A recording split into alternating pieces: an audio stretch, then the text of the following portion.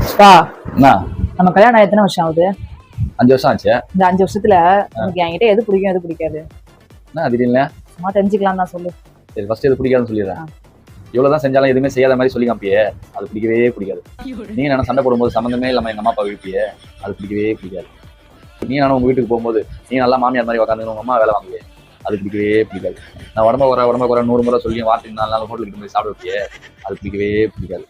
கேவலமா சமைச்சதும் இல்லாம அதை என்கிட்ட எடுத்து வந்து டேஸ்ட் பார்க்க சொல்லி நல்லா இருக்கான்னு 10 முறை கேட்பியே, அது பிடிக்கவே பிடிக்காது.